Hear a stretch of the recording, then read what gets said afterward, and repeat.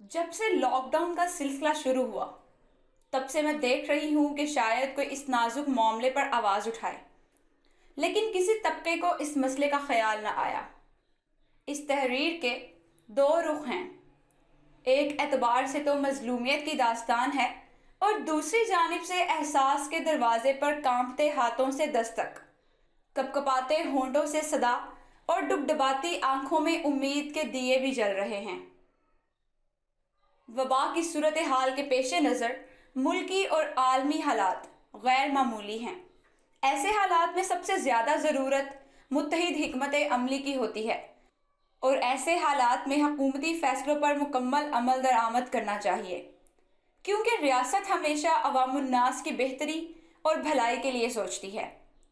लेकिन कुछ पहलू पोशीदा रहने की वजह से नज़रअंदाज हो जाते हैं, जो बड़े मसाइल पैदा करने का बाइस बनते हैं। लॉकडाउन में हर फर्द मौशी बहरान का शिकार हुआ है, लेकिन सबसे ज़्यादा मजबूरी की चक्की में प्राइवेट तालीमी इदारों के मालिकान और उसातिज़ा पिस रहे हैं। 2 माह से बेरोज़गार इस तबके को मीठी ईद से पहले एक और कड़वी गोली निगलना पड़ गई। एक हुकूमती फैसले ने इनको मज़ीद 2.5 माह के लिए बेरोज़गार कर दिया। प्राइवेट तालीमी इदारों के मालिकान और उसातिज़ा की आमदन मुकम्मल तौर पर बंद है। स्कूल कॉलेज के बाद ट्यूशन से अक्सर उसातिज़ा का गुज़र हो रहा होता है। तालीमी इदारों पर ताले हैं, ट्यूशन पढ़ाने पर पाबंदी आयद है। इस कौम के ममार किधर जाएं?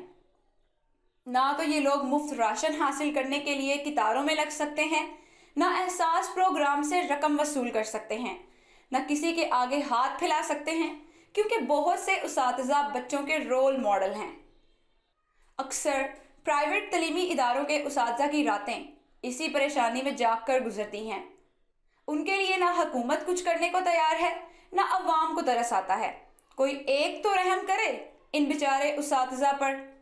हुकूमत महदूद वसाइल और कमज़ोर अदाद शुमार की वजह से सबको मदद फ्राहम नहीं कर सकती, तो कम अज़ कम लोग जो बाकी सारे अखराजात कर रहे हैं वहाँ बच्चों की फ़ीसें भी अदा कर दें।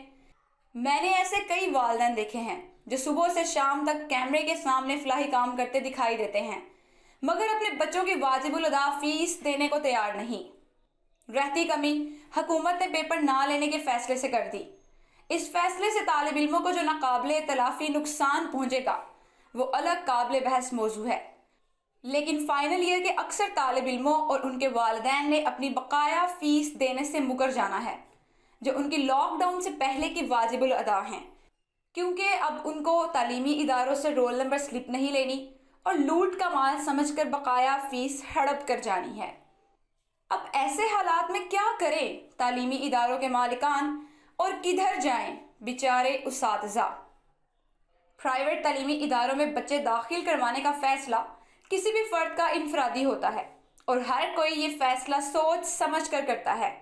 दाखिले के वक्त सालाना अखराजात अदा करने के वादे बच्चों के स्कूल कॉलेज का इंतखाब करते हैं और अब इन हालात का फ़ायदा उठाकर अपनी वाजिबुल अदा फ़ीस ना देना बददयानती और जुल्म है।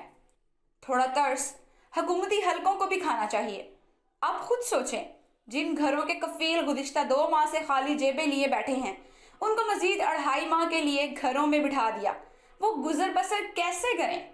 मेरा चैलेंज है, कोई हुकूमती रुकन बग़ैर आमदन के 1 माह नहीं गुजार सकता, तो कौम के ममारों से जीने का हक क्यों छीना जा रहा है?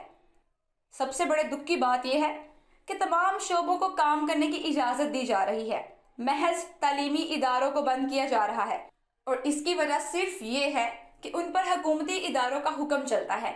बाकी तमाम कारोबारी तबकात ब्लैकमेल करते हैं। उसातिज़ा को ये चीज़ें ज़ेब नहीं देती। अगर तालीमी इदारों में वबा का ख़दशा ज़्यादा है तो हम उसातिज़ा बच्चों को सब्ज़ी मंडी में ले जाकर पढ़ा लेते हैं, क्योंकि देखने में आया है कि वहाँ कोई हिफाजती इक़दामात नहीं, राज्य तालीमी इदारों से ज़्यादा और बेहंगम है, और वहाँ से किसी को कोरोना की शिकायत भी नहीं मिली। तालीमी इदारों के मालिकान की हालत भी कुछ ज़्यादा बेहतर नहीं। चंद बड़े मगरमच्छ इदारों के अलावा तमाम इदारों के मालिकान जेब से किराए और दीगर अखराजात करके दिवालिया हो गए हैं।